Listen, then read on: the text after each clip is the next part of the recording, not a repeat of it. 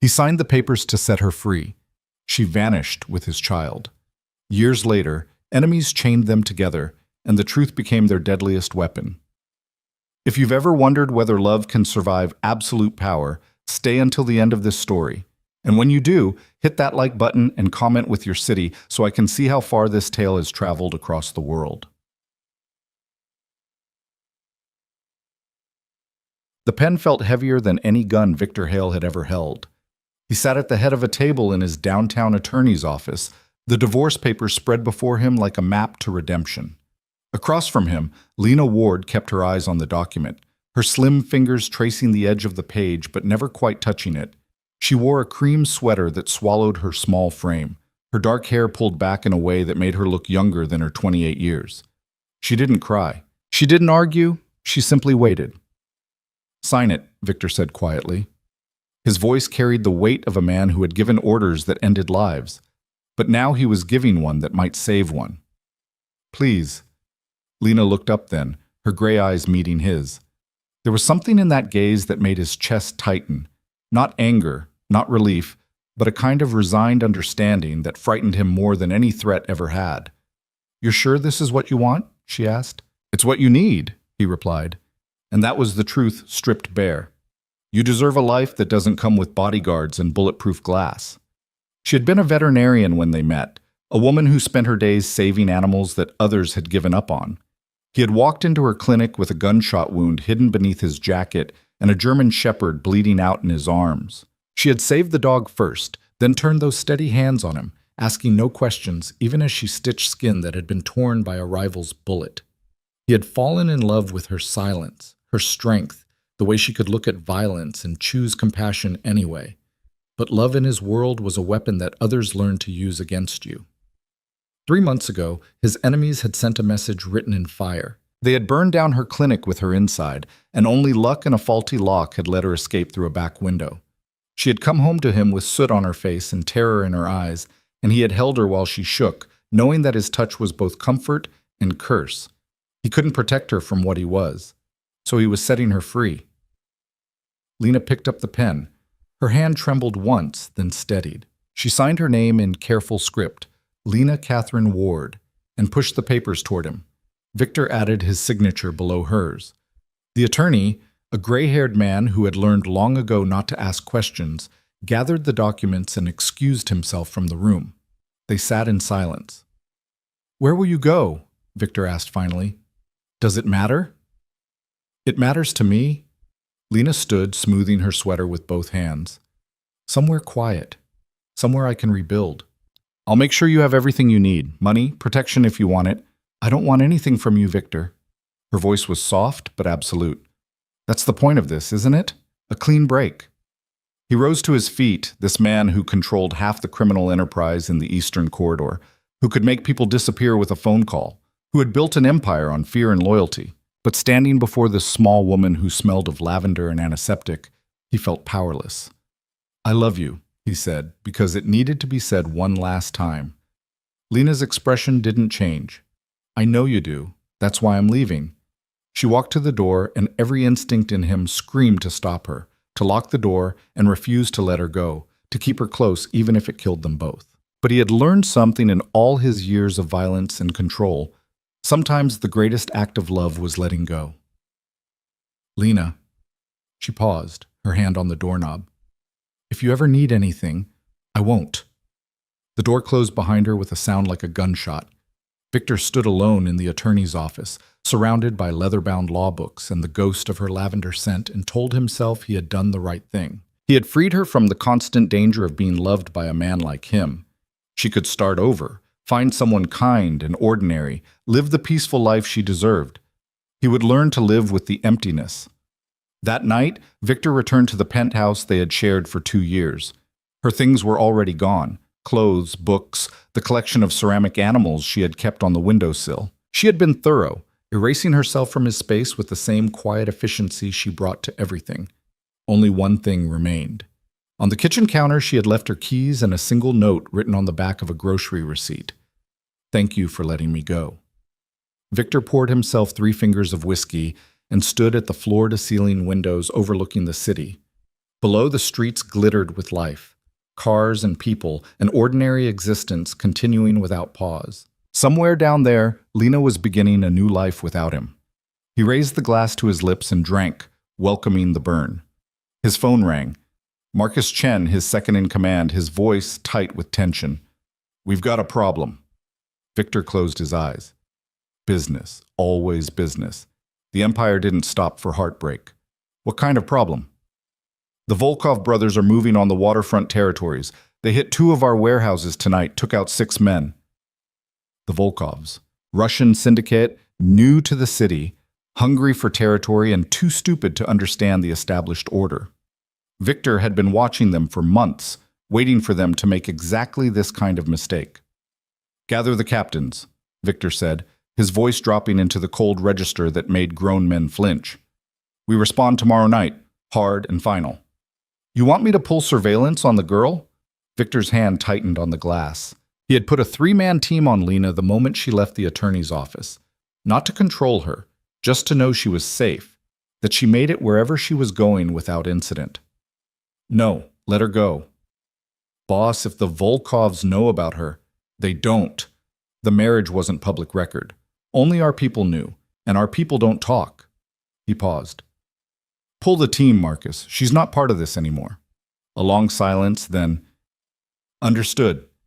Victor ended the call and finished his whiskey. He poured another glass, then thought better of it and put the bottle away. He had work to do. An empire to defend, enemies to crush, a reputation to maintain. Lena was safe now. That was all that mattered. He went to bed telling himself that lie. Mobbed. Lena made it 3 blocks before the tears came. She sat in her decade-old Honda in a grocery store parking lot, gripping the steering wheel with both hands, trying to breathe through the grief that threatened to split her open. She had known this day was coming for weeks, had prepared herself mentally and emotionally, had told herself she was strong enough to walk away. But nothing had prepared her for the look in Victor's eyes when he told her he loved her, or the way her own heart had cracked when she said she was leaving. She loved him. That was the terrible truth she couldn't speak aloud. She loved the man who had held her through nightmares, who had learned to cook her favorite meals, who had read to her from poetry books in the dark hours of the morning when neither of them could sleep. She loved the version of Victor that existed only with her, gentle, uncertain, almost vulnerable.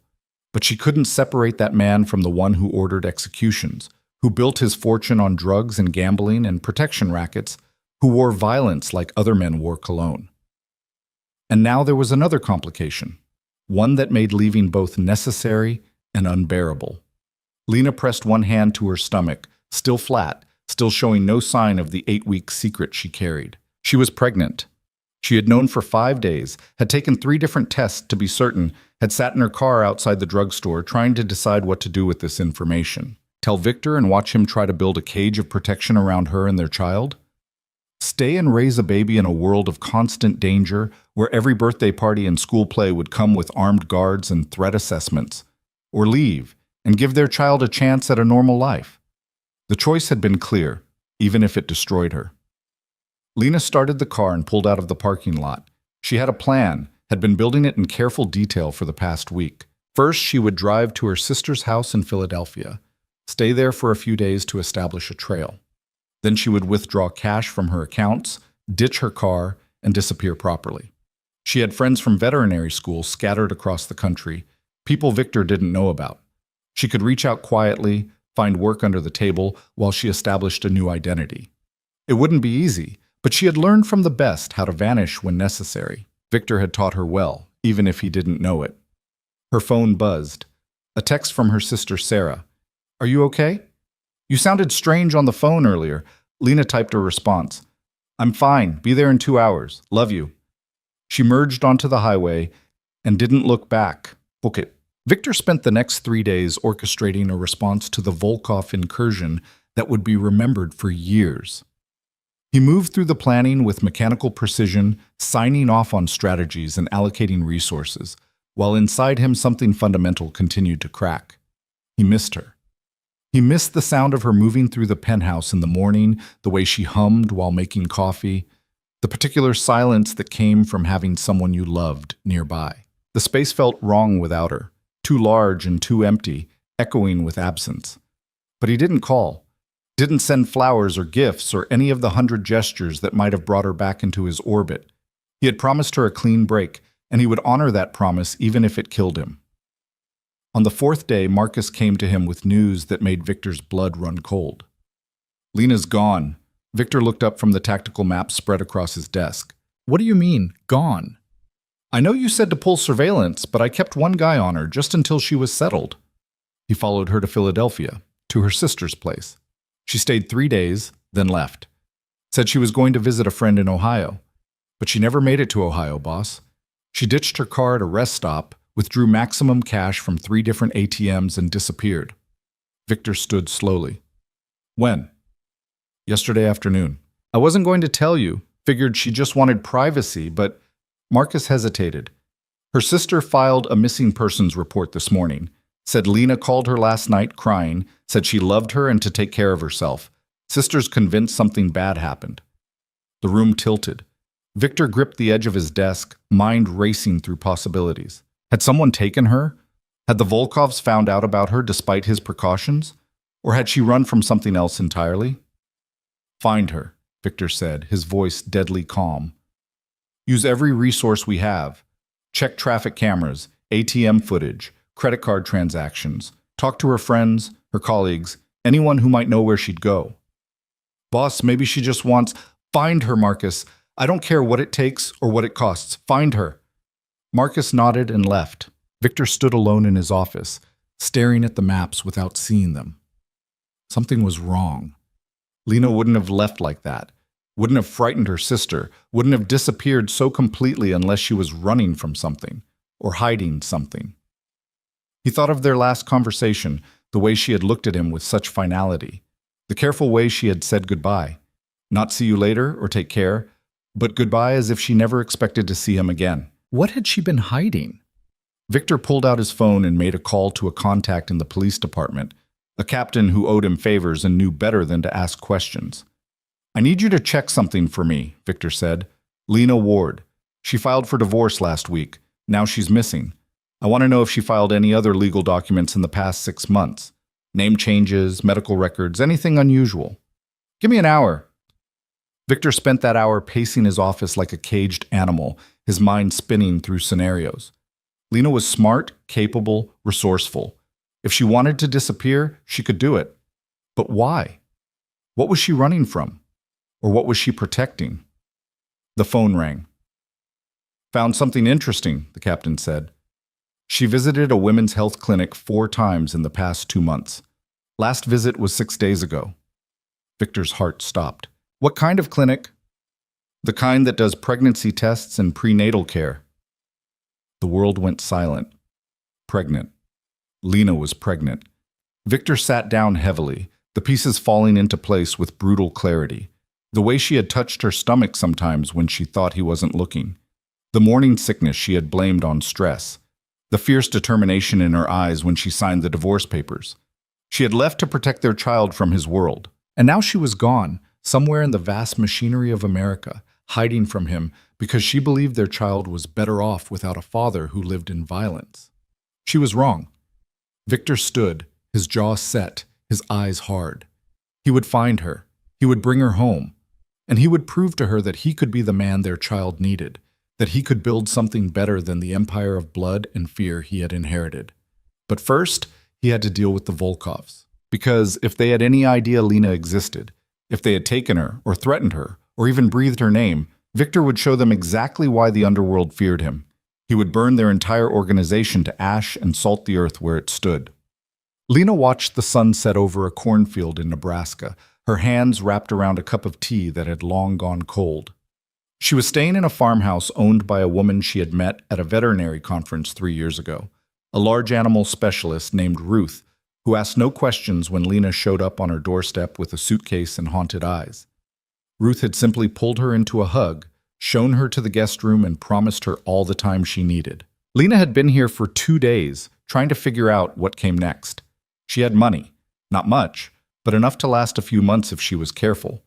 She had skills that could translate to work almost anywhere, and she had resolve, the kind of stubborn determination that came from growing up in foster care and learning early that survival was a choice you made every day.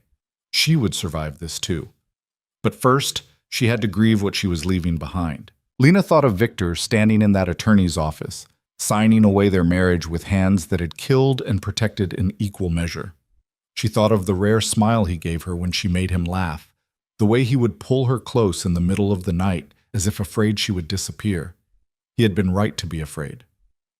"You want to talk about it?" Ruth asked, settling into the rocking chair beside her with a glass of wine. Lena shook her head.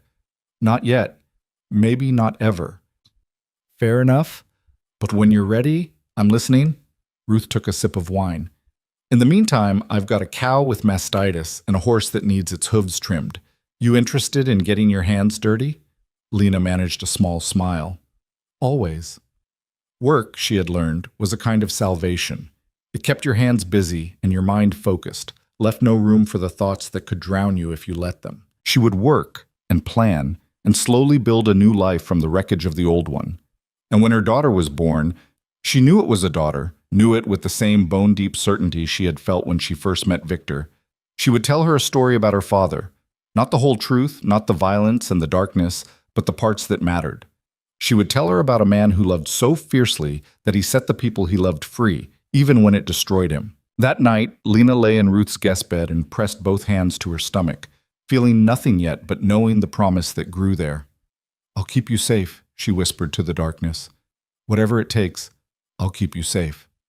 Outside, the Nebraska wind howled across the cornfields, carrying her words away into the vast American night. And in a penthouse 3 states away, Victor Hale stared at surveillance footage of empty highways and ATM cameras, searching for the ghost of a woman who had disappeared carrying his child, and swore an oath that would define the rest of his life. He would find them. And when he did, he would prove that love was the one power that could transcend even his darkest legacy. But first, blood and retribution. The Volkovs had made their move.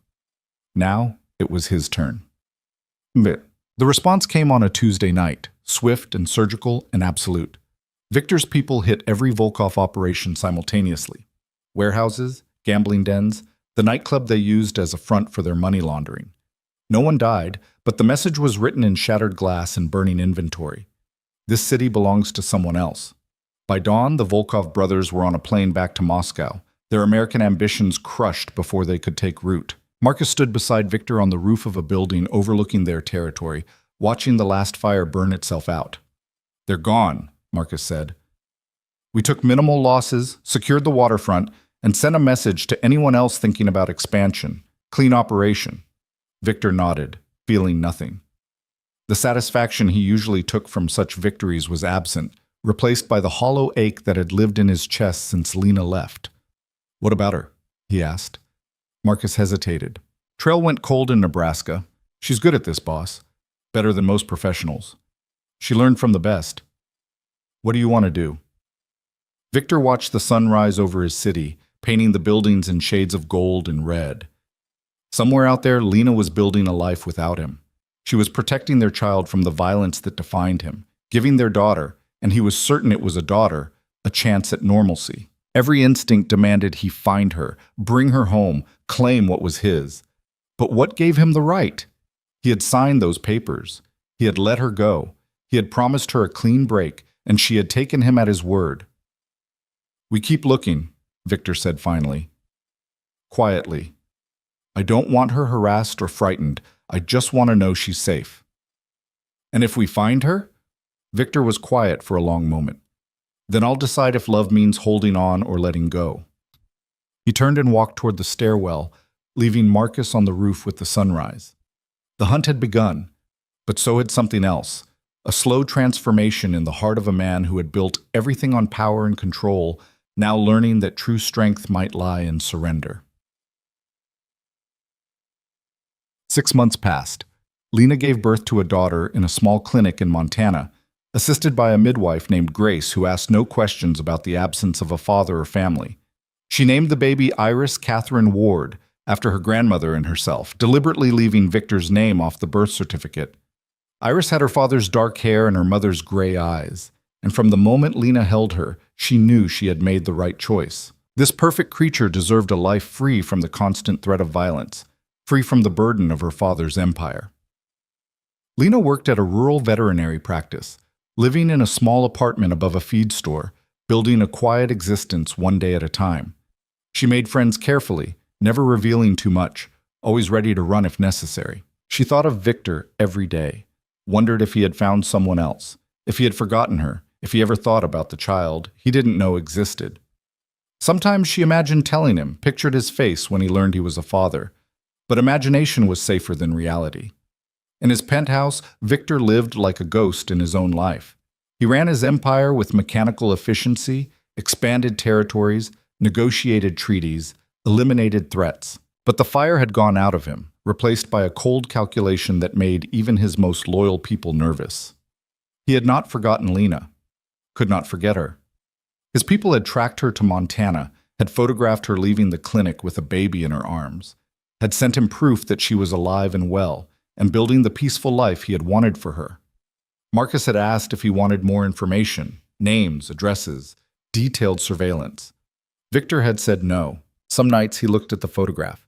Lena in a parking lot, smiling down at a bundle of blankets, her face radiant with a joy he had never been able to give her, and felt something crack open inside him. She had given him a daughter, their daughter, and she had made the choice to raise her alone rather than bring her into his world. He couldn't decide if that made Lena the bravest person he knew or if it meant she had never truly loved him at all. Probably both. Victor kept the photograph in his desk drawer, a secret even from himself, and tried to build a life that might someday be worthy of them. He donated to children's charities anonymously. He shut down the drug operations, focusing instead on gambling and protection, still illegal but less directly harmful. He started conversations with his captains about legitimate businesses they could transition into. Slow changes, small changes, but changes nonetheless, because someday his daughter might ask about him. And when she did, he wanted there to be something more to tell than stories of violence and fear. The months became years. Lena and Iris lived their quiet life in Montana. Victor built his empire into something that might survive his eventual exit. Neither knew that fate was waiting in the shadows, patient and implacable, ready to collide their worlds in ways that would test everything they had sacrificed. Neither knew that the clean break they had fought so hard to maintain was about to shatter. And neither knew that love, dormant but never dead, was about to prove itself stronger than all their careful plans. The story was far from over. It had barely begun. The call came on a Thursday afternoon while Lena was elbow-deep in a calving emergency at the Henderson Ranch. "Dr. Ward, you've got a phone call," Jenny, the receptionist, called from the barn entrance. "Says it's urgent." Lena looked up from where she knelt beside the laboring heifer, her arms slick with blood and amniotic fluid. "Can it wait? I'm kind of in the middle of something." "She says it's about your daughter." The world stopped. Lena was on her feet before conscious thought caught up with instinct, stripping off her gloves as she ran toward the barn office. She grabbed the phone with shaking hands. "This is Lena Ward. Miss Ward, this is Principal Morrison from Clearwater Elementary. There's been an incident with Iris." Lena's heart hammered against her ribs. "What kind of incident? Is she hurt?" "She's fine physically, but she got into an altercation with another student. I need you to come pick her up immediately." 20 minutes later, Lena sat across from Principal Morrison in an office decorated with children's artwork and motivational posters. Iris sat beside her, all 5 years of her radiating defiant fury, a purple bruise blooming on her cheekbone. "What happened?" Lena asked, keeping her voice calm even as rage burned in her chest at the sight of that bruise. Principal Morrison folded her hands on the desk. "According to witnesses, Marcus Reeves called Iris a name, I won't repeat it, and she punched him in the nose. Broke it, actually." Lena turned to her daughter. "Iris?" "He said I didn't have a daddy because my daddy didn't want me," Iris said, her chin thrust forward, tears threatening but not falling. "He said I was a bastard, so I hit him." The word landed like a physical blow. Lena closed her eyes, fighting the urge to find this Marcus Reeves and teach him exactly what happened to people who hurt her child. "Violence is never the answer," Principal Morrison said in a tone that suggested she'd given this speech many times before. "Regardless of provocation." "He broke her face," Lena interrupted, gesturing to the bruise. "Where was the supervision? Where were the teachers when this boy was assaulting my daughter with words designed to wound?" The principal shifted uncomfortably. The incident happened quickly. I want to know what consequences Marcus Reeves is facing. He's been suspended for 1 day for the name-calling. 1 day. Lena's voice went flat and cold, a tone she had learned from Victor, though she didn't realize it. And my daughter? 3 days suspension for physical violence. School policy. Lena stood, taking Iris's hand. Then I suggest you use those 3 days to review your supervision protocols and anti-bullying measures. Because if my daughter comes home with another bruise and another story about being attacked for not having a father, we're going to have a much longer conversation involving lawyers. She walked out before the principal could respond. Iris's small hand tightened hers. In the car, Lena sat gripping the steering wheel, trying to calm the storm of emotions threatening to tear through her carefully constructed composure. Beside her, Iris finally let the tears fall, silent and heartbroken. "Baby," Lena said softly, reaching over to wipe her daughter's cheeks. "You didn't do anything wrong by defending yourself." "I broke his nose," Iris whispered. "There was so much blood." "I know, and I'm proud of you for standing up for yourself, even if hitting wasn't the best choice." Lena paused, choosing her next words carefully. "But Iris, what that boy said, that wasn't true. Your daddy wanted you very much." "Then where is he?" The question Lena had been dreading for 5 years, delivered with the devastating directness of childhood. "It's complicated," Lena said, the inadequate answer of parents everywhere. "You always say that." Iris turned to look at her, those gray eyes so like Lena's own, filled with the need to understand. "Why won't you tell me about him? Don't I deserve to know?" "You do. You absolutely do." Lena started the car, needing movement, needing to think. "And I'll tell you everything when you're older. But right now, all you need to know is that your daddy loved us both. And sometimes loving someone means making hard choices to keep them safe. Was he bad?" Lena thought of Victor, his gentleness with her, his capacity for violence, the way he had signed those divorce papers to set her free, even as it destroyed him. "He was complicated," she said finally, "just like all of us." They drove home in silence. Lena made hot chocolate and put on Iris's favorite movie, then retreated to the bathroom and locked the door. She sat on the edge of the tub and let herself cry for the first time since leaving Victor, great gasping sobs that left her hollow and aching. Her daughter was asking questions. Soon, those questions would evolve from curiosity into need, and Lena would have to decide how much truth a child deserved to know about her father.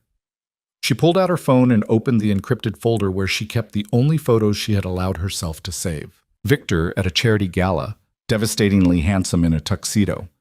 Victor asleep on the couch with a book on his chest. Victor laughing at something she had said, his whole face transformed by joy. She had thought she could build a life separate from him, but he was in Iris's face, in her fierce determination, in the way she defended herself with the same ruthless efficiency her father would have approved of. You couldn't outrun blood. The question was whether Lena should stop trying. 3,000 miles away, Victor received a different kind of phone call. "We have a problem," Marcus said without preamble. "The Kozlov organization out of Chicago is making noise about expansion. They want the Eastern Territories." Victor leaned back in his desk chair, massaging his temples. "The Kozlovs have been making noise for 2 years. What's different now? Now they have backing, Chinese syndicate, deep pockets, no patience for negotiation." Marcus paused. "They sent a message tonight, hit one of our gambling operations, killed 2 dealers, left a note." "What did the note say?" "It had your home address on it. The penthouse." Victor went very still. "They're threatening me directly?" "Looks that way. Intel says they've been watching you for months, building a profile. They know your routines, your properties, your people." Another pause. "Boss, they might know about the girl." The temperature in the room dropped 20 degrees. "Say that again." "One of our informants heard them mention a woman and a kid in Montana. They didn't have names, but they were talking about leverage, about pressure points. I think someone talked." Victor was on his feet, his mind already racing through possibilities and responses. If the Kozlovs knew about Lena and Iris, if they even suspected the connection, they would use it. That's what Victor would do in their position, find the weakness and exploit it mercilessly. "How solid is the informant?" Solid enough that I'm calling you at midnight. Pull everyone. I want security doubled on all our operations. Background checks run on everyone who's had access to my personal information in the last year, and a team in Montana within 12 hours. What kind of team? Protection, surveillance. I want eyes on them 24/7, but they don't make contact. They don't get close enough to be noticed. Lena can't know. But boss, if there's a real threat, then we handle it before it reaches them. Victor's voice was iron-wrapped in ice. The Kozlovs want to threaten me? Fine. But if they touch my family, if they even breathe in their direction, I will burn their entire organization to the ground and dance on the ashes. Understood. What about the woman? Should we warn her? Victor thought of Lena in that photograph, smiling at their daughter, finally free from the violence that had defined their relationship. Calling her now would drag her back into the world she had fought so hard to escape, but not calling her might get her killed. Not yet, he said. Let's verify the threat first. If it's real, I'll handle it personally. He ended the call and stood at his windows, looking out at the city that both made and broke him. For 5 years, he had honored Lena's choice to stay away. He had watched from a distance as she built a life for their daughter, had resisted every urge to insert himself into their world. But if someone threatened them, all bets were off. He would protect them whether they wanted his protection or not, whether it cost him everything or not, because some vows transcended divorce papers and clean breaks. By morning, Victor had mobilized half his organization. Money moved through offshore accounts, weapons were distributed, alliances were called in. He contacted every informant and ally he had in Chicago, building a picture of the Kozlov operation piece by piece. What he found made his blood run cold. Dmitry Kozlov was a different breed of criminal than Victor had dealt with before. Where Victor had rules and boundaries, lines he wouldn't cross, Kozlov operated with the moral flexibility of a sociopath. He trafficked in things Victor had always refused to touch. Human beings, children, the kind of darkness that left permanent stains. And he had apparently decided that the best way to take over Victor's territory was to destroy him personally first. They have photos, Marcus said, laying them on Victor's desk 3 days later. Of the girl and the kid. Someone's been watching them. Victor looked at the surveillance photos and felt something murderous unfold in his chest. Lena walking into her apartment building, Iris on a playground, laughing. The two of them grocery shopping, Lena's hand protectively on her daughter's shoulder. Someone had been close enough to take these photos, close enough to hurt them. When were these taken? Last week. We found them in an apartment we raided last night, belonged to one of Kozlov's advanced scouts. Marcus pointed to a notation on the back of one photo. This is what worries me. Victor flipped the photo over. Written in Cyrillic, then translated in Marcus's handwriting. Best leverage, no protection, easy target. They're planning something, Marcus said quietly, and soon. Victor gathered the photos with hands that wanted to shake but didn't. Get our team in Montana on high alert. I want armed response ready to move at a moment's notice. And Marcus? If anyone gets within 50 feet of them with bad intentions, I want them disappeared, quietly, completely, as if they never existed. You're going to war over a woman who left you. I'm going to war over my family, Victor corrected. There's a difference. You still haven't told her. No. Say, you planning to? Victor looked at the photo of Iris on the playground, this child he had never met who had his eyes and her mother's smile, and felt his heart break and harden simultaneously. If I tell her, she'll run again, deeper this time, where I might not find her. He met Marcus's gaze. I can't protect them if I can't find them. So you're going to protect them without their knowledge or consent? Yes. Marcus shook his head but didn't argue. He had been with Victor long enough to know when a decision was final. For what it's worth, Marcus said at the door, I think you're doing the right thing, even if she never knows it. Victor didn't answer. Right and wrong had become fluid concepts the moment he realized someone was targeting his family. All that mattered now was keeping them alive. In Montana, Lena felt the change before she understood it. Small things at first. A car she didn't recognize parked on her street 3 days in a row. A man in a coffee shop who watched her a little too intently. The feeling of eyes on her back when she walked Iris to school. She told herself she was being paranoid, that 5 years of peaceful anonymity had made her soft, that not every stranger was a threat. But instincts honed during her time with Victor whispered otherwise. On Saturday morning, she took Iris to the park and positioned herself where she could see all the entrances. She watched the other parents, the joggers, the dog walkers, looking for anything out of place. "Mama, you're doing it again," Iris said, tugging on her sleeve. "Doing what, baby?" "Looking at everyone like they might be bad guys." Lena forced herself to relax, to smile. "Sorry, just being careful." "You've been careful a lot lately." Iris tilted her head, studying her mother with unsettling perception. "Are you scared of something?" "No," Lena lied. "Just want to keep my favorite girls safe." Iris seemed to accept this and ran off toward the swings. Lena watched her go, then let her eyes drift across the park again. That's when she saw him. A man in a dark jacket standing near the tree line, too far away to see clearly, but close enough that she could feel his attention focused on her daughter. He wasn't watching the playground the way parents did, with fond distraction. He was watching with the kind of focused intensity that set off every alarm bell Lena had. She stood, her heart rate spiking, and walked quickly toward Iris. "Time to go, baby." "But we just got here." "I know, but I forgot I have to work this afternoon." Lena took Iris's hand, pulling her gently but firmly toward the parking lot. "We'll come back tomorrow." She glanced back at the tree line.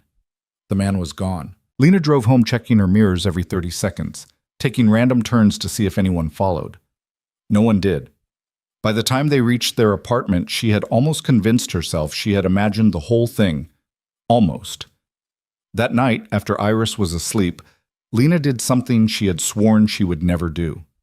She opened her laptop and searched for Victor Hale. The results were disturbingly sparse. A few mentions in business journals, some charitable donations listed in society pages, but nothing personal, nothing recent. It was as if he had learned to erase himself from public record, or as if someone had done it for him. She tried a different search. Victor Hale Criminal Organization. Still nothing useful. Just old newspaper articles about suspected racketeering, investigations that went nowhere. The digital ghost of a man who operated in shadows. Lena closed the laptop, her hand shaking slightly. If she was in danger, if someone from Victor's world had found her, she had two choices. Run again, deeper and farther, changing everything including Iris's name and identity, or reach out to the one person who could protect them. The man she had spent 5 years avoiding, the man whose world she had fled to protect their daughter. The father Iris deserved to know. Lena stood and walked to Iris's room, watching her daughter sleep with one arm flung over her head, her dark hair spread across the pillow. She looked so much like Victor in this moment that Lena's chest ached with the weight of it. "I'm sorry," she whispered to the sleeping child. "I thought I could keep you safe by keeping you away from him. I thought that was what love looked like." But maybe she had been wrong. Maybe love looked like asking for help, even when pride screamed against it.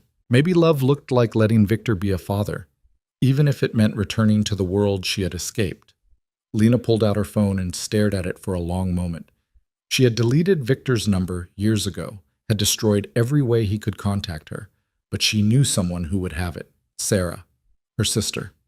The only person who knew where she had gone. Lena composed a text. "I need Victor's number. Don't ask why. Please." The response came within minutes. "Are you okay? What's wrong?" "I'm fine. I just need to talk to him." "Lena, what's going on?" "Please, Sarah, I'll explain later. I just need his number." A long pause, then a phone number appeared on her screen, followed by, "Be careful and call me when you can." Lena saved the number under a false name, her finger hovering over the call button. 5 years of silence. 5 years of carefully maintained distance. One phone call would shatter it all. But if it kept Iris safe, Lena would shatter the entire world. She pressed call. The phone rang once, twice. On the third ring, a voice she had tried to forget but never could answered. "Who is this?" Deep and controlled and achingly familiar, Victor's voice hit her like a physical force. Lena opened her mouth to speak, but nothing came out. The words tangled in her throat, 5 years of absence and longing and fear condensing into paralysis. "I can hear you breathing," Victor said, his tone shifting. "Lena?" She closed her eyes. "How did you know?" Because I've been waiting for this call for 5 years. A pause filled with everything they hadn't said. Are you safe? I don't know, she admitted. That's why I'm calling. Tell me everything. So she did. The feeling of being watched, the man at the park, the instinct that something was wrong even if she couldn't prove it. Victor listened without interrupting, and Lena could almost hear the machinery of his mind working through possibilities and responses. You were right to call, he said when she finished. There's a threat. A new organization trying to move into my territory, and they've apparently decided the best way to do that is through leverage. Through us, Lena said, her voice hollow. Through you. But Lena, listen to me carefully. You're not alone in this. I've had protection on you for the past week, ever since I learned about the threat. She went cold. You what? I have a team watching you. They're good, trained, invisible, unless they need not to be. The man you saw at the park, he wasn't one of the bad guys. He was mine, making sure nobody got close enough to hurt Iris. Anger flared hot and immediate. You've been having us followed for a week without telling me? Would you have accepted my help if I'd asked? That's not the point. It's exactly the point. His voice remained calm, maddeningly reasonable. You left to protect our daughter from my world. I respected that choice for 5 years. But now my world has found you anyway, and I'm not going to let some pride-fueled principle get you killed. Our daughter, Lena repeated, latching onto the words. You know about her? I've known since the beginning. Did you really think I wouldn't have someone check on you, that I wouldn't make sure you were safe? A pause. I have a photo of her. From when she was 6 months old. You were teaching her to laugh. Lena sat down hard on the edge of her bed, emotions warring inside her. Violation and relief. Anger and gratitude. The terrible knowledge that Victor had been watching over them all this time, protecting them from a distance, honoring her choice even as it destroyed him. Why didn't you contact me, she asked. Because you asked me not to. Because you needed to be free. Because I loved you enough to let you go. His voice dropped lower. But I never stopped watching, never stopped making sure you were safe, and I never stopped loving you or our daughter. Tears ran down Lena's face, silent and unstoppable. I don't know what to do, Victor. I don't know how to protect her from this. You don't have to. That's my job. The authority in his voice was absolute. Pack a bag. My team will come to you within the hour. They'll take you somewhere safe while I deal with the Kozlovs. And then what, we hide forever? We uproot Iris's entire life because of your enemies? No. Then I eliminate the threat, and you get to decide what happens next. He paused.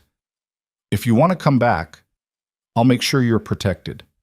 If you want to disappear again, I'll help you do it properly this time, where no one can find you. And if you want me to be part of Iris's life, I'll do whatever it takes to be the father she deserves. Just like that? Just like that? You have all the power here, Lena. You always did. She wiped her eyes, trying to think through the fear and exhaustion and overwhelming relief of not being alone in this anymore. I need to think about what's best for Iris. I know. And while you're thinking, I need you to trust me to keep you both alive. His voice softened. Can you do that? Can you trust me one more time? Lena looked toward Iris's room, thought of her daughter sleeping peacefully, unaware of the danger circling closer. Yes, she said finally. I can trust you. Good. My team will be there in 45 minutes. Pack light, just essentials. And Lena, thank you for calling, for letting me help. Victor? Yes? She looks like you, our daughter. She has your eyes and your stubborn determination and your capacity to protect the people she loves. Lena's voice broke. She's extraordinary. The silence on the other end was long and weighted with everything they had lost and might still find again.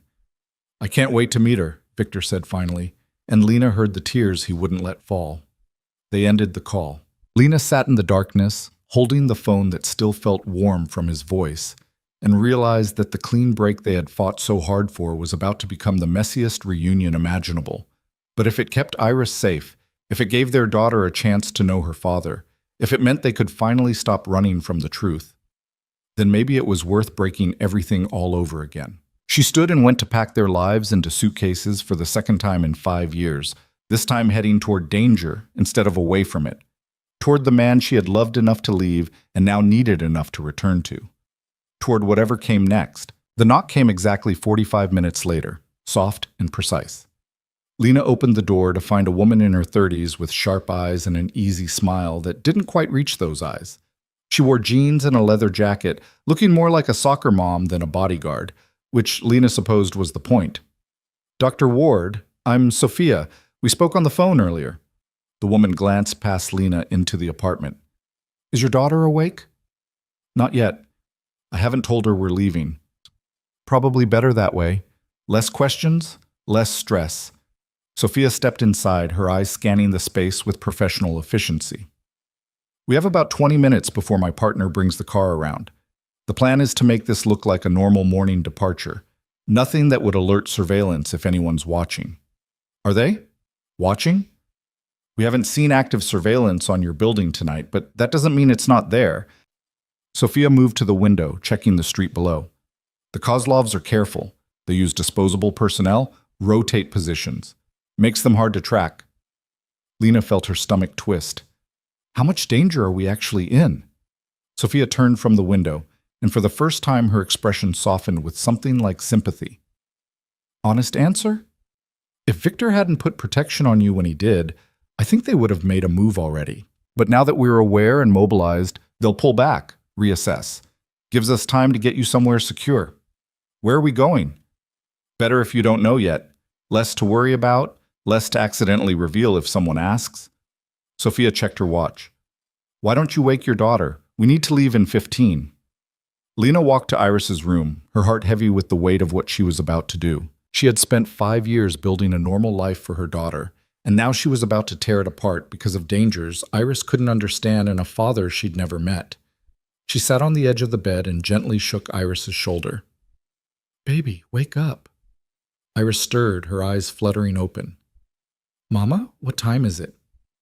"Early, I know, but we need to go somewhere for a little while." "Where?" Iris sat up, instantly alert in that way children had when they sensed something was wrong. "It's a surprise," Lena said, hating the lie, but knowing the truth was too complicated for a 5-year-old at dawn. "An adventure. But we need to pack quickly and quietly, okay?" "Is something bad happening?" Lena smoothed her daughter's hair, marveling at how perceptive she was. "Something complicated is happening, but Mama's going to keep you safe, I promise." "Is it about my daddy?" The question landed like a punch. Lena stared at her daughter, this small person who seemed to sense the shape of truths before they were spoken. "Why would you ask that?" "Because you've been sad a lot lately, and you only get really sad when I ask about him." Iris's gray eyes, so much like Lena's own, searched her mother's face. "Is he in trouble? Is that why we have to leave?" Lena made a decision in that moment, one she hoped wouldn't haunt her later. "Your daddy is trying to help us, baby. He's making sure we stay safe." "So he does want me?" "He's always wanted you. He's always loved you, even when he couldn't be here." Iris processed this with the seriousness of someone much older. "Okay, then I'll pack fast." 20 minutes later, they were in a black SUV with tinted windows, Sophia driving, and a silent man named James in the passenger seat. Iris sat beside Lena in the back, clutching her favorite stuffed rabbit and watching Montana disappear through the window. "Where are we going?" she asked again. "Somewhere safe," Sophia said from the front seat, her voice kind but firm. "Your mama will explain more when we get there." The drive took 6 hours, winding through mountains and small towns until they reached a property that looked like a luxury ranch retreat. High fences disguised as rustic barriers, security cameras hidden in trees, the kind of defensive setup that looked welcoming but could become a fortress in seconds. "This is one of Victor's properties," Sophia explained as they pulled through the gates. "It's not in his name, not traceable to him or his business. As far as anyone knows, it's owned by a tech CEO who's never here." The house itself was beautiful, all exposed wood beams and floor-to-ceiling windows overlooking a pristine lake. Iris pressed her nose to the car window, her earlier anxiety replaced by wonder. "Mama, look! There's a dock and everything!" "I see it, baby." Inside, the house was furnished with comfortable elegance, the kind of space that felt lived in despite probably being empty most of the year. Sophia gave them a quick tour while James checked the perimeter. "There are 4 bedrooms upstairs. You and Iris can take the master suite. It has an attached bathroom and its own sitting area. Sophia opened doors as she spoke, showing them a kitchen stocked with food, a living room with books and games, everything they might need for an extended stay. The property is secure, but I need you to stay inside unless James or I are with you. No going down to the lake alone. No wandering the grounds. How long will we be here? Lena asked. As long as it takes for Victor to handle the situation in the city. And if something goes wrong? If they find us here? Sophia met her gaze steadily. Then James and I do what we're trained to do, but it won't come to that. Victor's very good at what he does. After Sophia left them to settle in, Lena stood at the window of the master bedroom, watching Iris explore the sitting area with her rabbit tucked under one arm. The lake beyond reflected the late afternoon sun, peaceful and deceptively safe. Her phone buzzed. A text from an unknown number. Are you settled? Lena saved the number under Victor's name and replied, Yes. Thank you. How is she? Lena looked at Iris, who had found a collection of books on a shelf and was now absorbed in one with pictures of horses. She's resilient, handling it better than I am. She gets that from you. Lena felt tears prick her eyes at the simple acknowledgement. When will I see you? When it's safe. I don't want to lead anyone to you, but Lena, we need to talk about after, about what happens when this is over. I know. I want to meet her, our daughter. I want to be her father, if you'll let me. Lena sat on the edge of the bed, the weight of 5 years of choices and consequences pressing down on her. She asked about you this morning, asked if you were in trouble. What did you tell her? That you're trying to help us, that you've always wanted her. A long pause, then, thank you. For telling her that. For calling me. For trusting me to do this. Don't make me regret it. I won't. I promise you, Lena, I will fix this. And then we'll figure out the rest together. The conversation ended there. Lena set the phone aside and joined her daughter in the sitting area, pulling her close and breathing in the scent of her hair, this precious person who was about to have her world expanded and complicated by the truth. In the city, Victor was waging a different kind of war. He sat across from Dmitry Kozlov in a neutral restaurant, the kind of place where criminal negotiations happened under the guise of business lunches. Marcus stood behind Victor's chair, silent and watchful. Two of Kozlov's men flanked their boss, equally alert. Dmitry Kozlov was younger than Victor had expected, maybe 40, with the kind of expensive grooming that spoke of new money trying to look old. He smiled too easily, like a man who had never faced real consequences. Mr. Hale, I'm glad you agreed to meet. You threatened my family, Victor said flatly. That's not something I ignore. Threatened? Kozlov looked genuinely surprised. I think there's been a misunderstanding. I merely gathered information. Due diligence, you understand. When entering a new market, one must know the players. Information gathering doesn't include surveillance photos with notations about leverage and easy targets. Kozlov's smile faltered. Ah, you found those. I found a lot of things, including 3 of your people who thought following a woman and child was a good career move. Victor leaned forward slightly. They won't be following anyone anymore. The threat hung in the air between them. Marcus shifted behind Victor, a subtle reminder of the force backing those words. You've made your point, Kozlov said carefully. Perhaps we started off on the wrong foot. There's no foot to start on. You're not expanding into my territory. You're not touching my operations, and you're sure as hell never going near my family again. Victor's voice was cold and absolute. You have 48 hours to leave the Eastern Corridor. After that, anyone associated with your organization found here will be considered an act of war. That's unreasonable. We've invested significant resources. Not my problem. You made a tactical error targeting civilians. In my world, that crosses a line. Victor stood. 48 hours, Kozlov. I suggest you use them wisely. He walked out without waiting for a response, Marcus falling into step beside him. Think he'll actually leave? So Marcus asked once they were in the car. No, he's too proud and too stupid. Victor looked out the window at the city streaming past.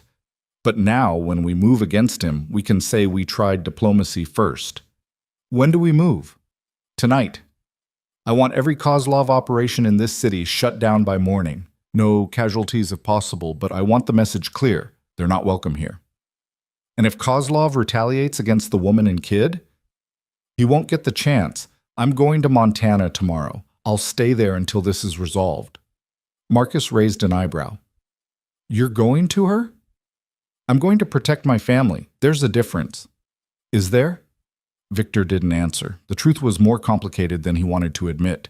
Yes, he was going to protect Lena and Iris. But he was also going because 5 years of distance had left him hollow, and the chance to finally meet his daughter, to see Lena again, was something he couldn't resist even if wisdom said he should. The operation that night was surgical and thorough. Victor's people hit every Kozlov asset simultaneously: warehouses, front businesses, safe houses. They confiscated inventory, disabled operations, and sent a clear message without spilling blood. By dawn, Kozlov's organization in the Eastern Corridor was effectively neutered. But Victor knew it wasn't over. Wounded predators were the most dangerous kind. He boarded his private plane at noon, Marcus staying behind to manage the fallout. The flight to Montana felt simultaneously too long and too short. Victor spent it staring at the photograph he kept in his wallet, the one of Lena and Iris that he had looked at every day for 5 years. Soon, it wouldn't be just a photograph anymore. The thought terrified and thrilled him in equal measure. Sophia met him at the small regional airport, her expression carefully neutral. How are they? Victor asked as they drove toward the safe house. The kid's adjusting well, thinks it's an adventure. The mother's more stressed, trying to keep things normal. Sophia glanced at him. She hasn't told Iris who you are yet. I know. That's her call to make. What's your plan here, boss? You going to play bodyguard, or are you going to tell that little girl you're her father? Victor watched the mountains roll past. I'm going to do whatever Lena thinks is best. This isn't about what I want. Respectfully, sir, that's bullshit. You've wanted this for 5 years. And I'll wait 5 more if that's what it takes for Iris to be ready. He met Sophia's eyes. I'm not here to force myself into their lives. I'm here to keep them safe and maybe, if I'm lucky, earn the right to be part of their family. Sophia smiled slightly. You're really in love with her, aren't you? After all this time. After all this time, Victor confirmed quietly. The safe house appeared through the trees, peaceful and perfect in the late afternoon light. Victor felt his heart rate increase as they pulled up, a nervousness he hadn't experienced since he was young and uncertain. He was about to meet his daughter. He was about to see the woman he loved for the first time in 5 years. And he had absolutely no idea what to say. Sophia parked and turned to him. Ready? No, but let's do it anyway. They walked to the door together. Sophia knocked twice, then used her key to let them in. Lena stood in the living room, and the sight of her hit Victor like a physical blow. She looked older, tired, beautiful in ways the photograph hadn't captured. Her hair was longer, her face thinner, but her eyes were the same gray that haunted his dreams. Victor, she breathed. Lena. They stood there, the years and distance and all the things they hadn't said creating a chasm neither knew how to cross. Then Iris appeared from the kitchen, a glass of juice in her hand, and the entire world stopped. She had his eyes, his dark hair. But everything else was Lena.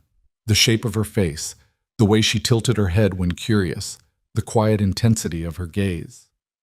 Iris looked at Victor with the frank assessment of childhood. Are you the one keeping us safe? Victor's throat closed. He managed to nod. Good. Mama's been worried. Iris took a sip of her juice. I'm Iris. Who are you? Victor looked at Lena, the question clear in his eyes. Lena's expression was conflicted, torn between truth and protection, between what Iris deserved to know and what she could handle. This is Victor, Lena said finally. He's an old friend, someone I trust very much. Okay. Iris seemed to accept this. Do you like horses? I found a book about them. I do, Victor said, his voice rough with suppressed emotion. I'd love to hear about them. Iris set down her juice and retrieved the book, settling onto the couch and patting the space beside her with the unselfconscious command of someone who expected to be obeyed.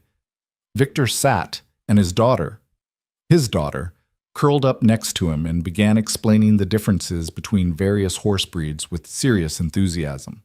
Lena watched from across the room, her hand pressed to her mouth, tears sliding down her face. Sophia touched her arm gently. I'll give you guys some privacy. James and I will be in the guest house if you need anything." After she left, Lena sat in the chair opposite the couch, watching Victor listen to Iris with an attention and focus that suggested she was revealing the secrets of the universe instead of describing Appaloosas versus Arabians. When Iris finally ran out of horse facts and went to refill her juice, Victor looked at Lena with eyes that held 5 years of longing. "She's perfect," he said simply. "She is." Lena wiped her eyes. "Victor, we need to talk about—" "Not yet." He stood, moving closer but not touching. "Right now, just let me be here with you both. The complicated conversations can wait until she's asleep." "You're staying?" "If that's okay, Sophia can take the guest house. I'll take the couch. I'm not leaving you unprotected." "That's not what I meant. I meant—" Lena struggled for words. "Are you staying in our lives after this is over?" Victor looked toward the kitchen where Iris was singing softly to herself as she poured more juice. "If you'll have me," he said quietly. "If you think I can be the father she needs. I want to try, Lena. I want to be part of her life, part of your lives, in whatever way you'll allow. It won't be easy. She'll have questions about why you weren't there before, about what you do, about everything. I know, and I'll answer them honestly. Age appropriately, but honestly." He finally looked at her again. "I made a lot of mistakes. Let you go when I should have fought for you, stayed away when I should have found a way to be present. But I'm here now, and I'm not making those mistakes again." Iris returned, climbing back onto the couch with her juice. "Can we watch a movie? Mama said we can't go outside, so we should do inside things." "Sure, baby," Lena said. "What do you want to watch?" "Something with animals. And can Victor watch too?" Lena and Victor's eyes met over their daughter's head. 5 years of separation and regret and love that had never quite died shimmering between them.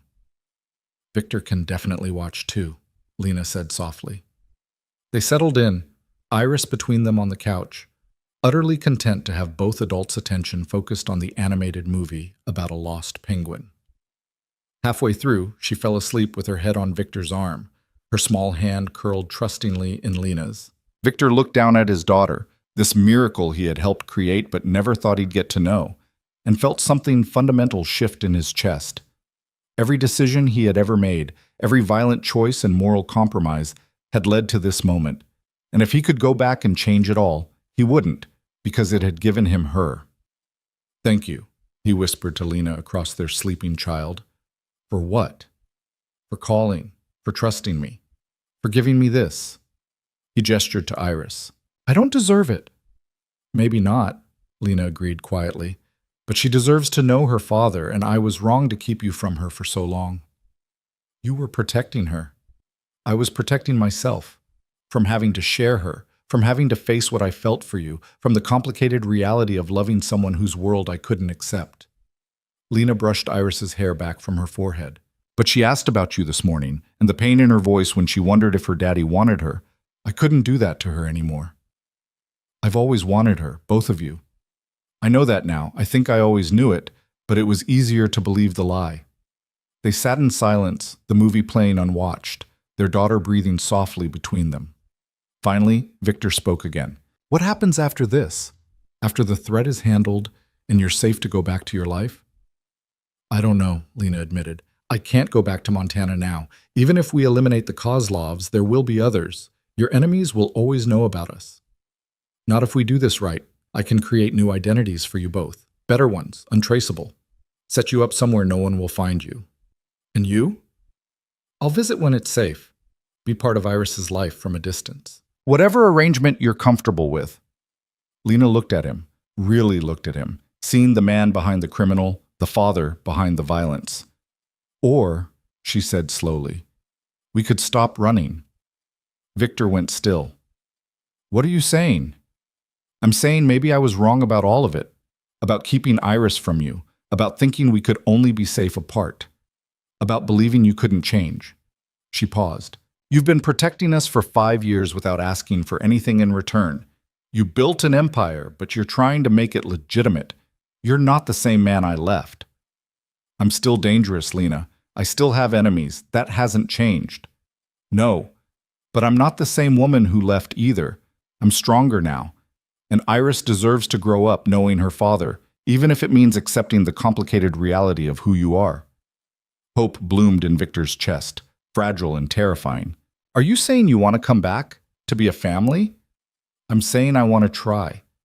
I want Iris to know you. I want to see if we can build something that works for all three of us. Lena's voice shook slightly. I want to stop being afraid of loving you. Victor carefully extracted his arm from beneath Iris's head and moved around to Lena's side of the couch. He knelt in front of her, taking her hands in his. I will spend the rest of my life proving you made the right choice. I will protect you both with everything I have. And I will never, ever make you regret giving me this chance. Lena leaned forward, resting her forehead against his. Just promise me one thing. Anything. Promise me you'll let me be part of the decisions, about safety, about Iris, about all of it.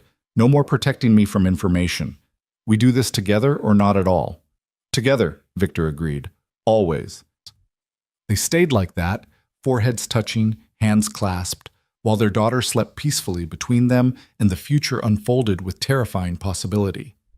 Outside, night fell over the Montana lake. In the city, Victor's people worked to dismantle the Kozlov threat. And in a safe house surrounded by mountains and guarded by loyal soldiers, a family that had been broken was beginning to heal. The road ahead would be complicated. There would be difficult conversations and painful adjustments and moments of doubt. But for the first time in 5 years, Victor allowed himself to believe that maybe, just maybe, he could have both. He could have his empire and his family. He could be a criminal and a father. He could love and be loved in return. All he had to do was survive what came next. The attack came 3 days later, just before dawn. Victor was asleep on the couch when Sophia burst through the door, her weapon drawn, her face tight with controlled urgency. We've got incoming. Multiple vehicles, heavily armed. They bypassed the perimeter sensors somehow. Victor was on his feet instantly, every nerve alive with the adrenaline of someone who had survived by trusting his instincts. How many? At least 8 that we can see.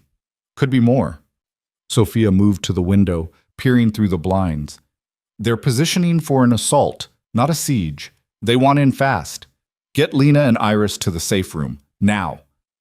Victor took the stairs 3 at a time, his mind already calculating exits and defensive positions.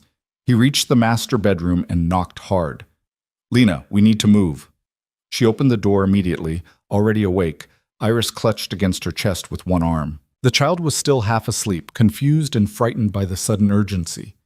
What's happening? Lena asked, her voice steady despite the fear in her eyes. The Kozlovs found us. Sophia's going to take you to the safe room. Victor stepped aside to let Sophia guide them out. It's reinforced, secure. You'll be protected there. What about you? I'll hold them off until backup arrives. Victor, there's no time to argue. You need to go now. He caught Lena's hand, squeezed it once. I'll come for you when it's clear, I promise. Iris began to cry, the kind of scared, confused tears that broke something in Victor's chest. He crouched down to her level, smoothing her hair back with a gentleness that contradicted everything happening around them. Hey, brave girl, remember that story about the penguin who got lost? He was scared too, but he kept going until he found his way home. I don't want you to get lost, Iris sobbed. I won't. I promise I'll find you again. Victor kissed her forehead, the first and possibly last time he would get to do such a simple fatherly thing. Now go with Sophia. She's going to keep you and Mama safe. Sophia led them away, and Victor watched until they disappeared down the hallway toward the hidden safe room built into the foundation. Then he turned to James, who had appeared with an arsenal of weapons. How long until backup? 20 minutes. Maybe less if they push it. We need to hold for 20 minutes then. But Victor took the rifle James offered him, checking the magazine with practiced efficiency. They'll come through the main entrance first, probably a secondary team through the back. We funnel them, make them pay for every inch. You sure you want to do this, boss? We could retreat, regroup, and leave them time to find Lena and Iris? No, we end this here.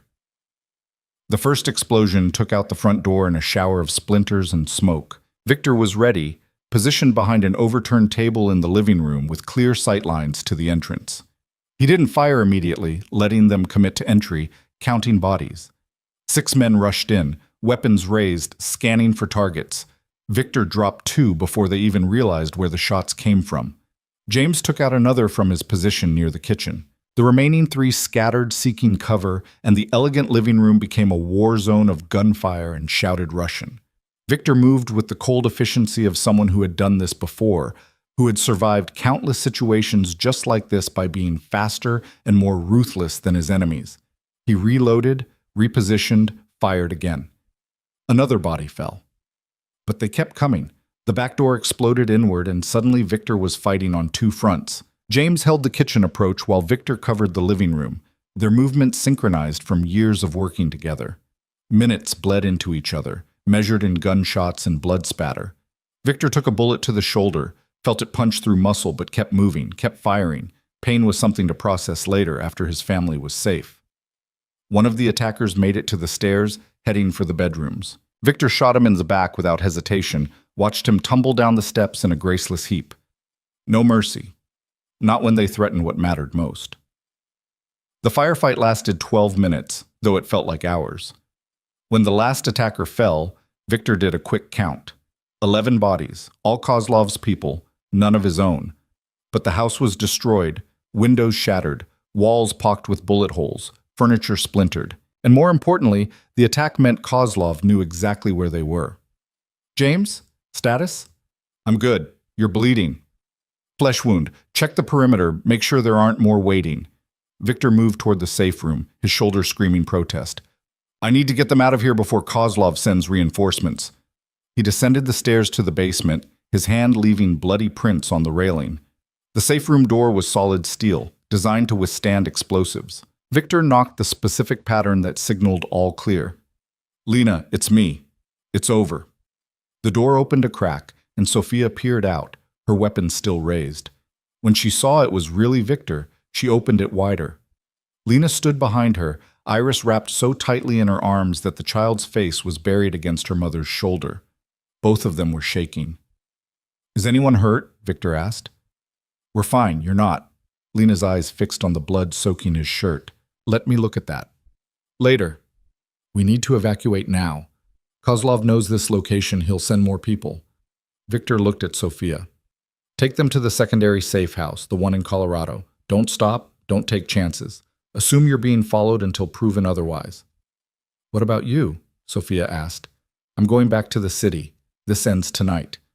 Victor, you're injured, Lena protested. You need medical attention. I need to finish this before anyone else gets hurt. He met her eyes, saw the fear and anger and love warring there.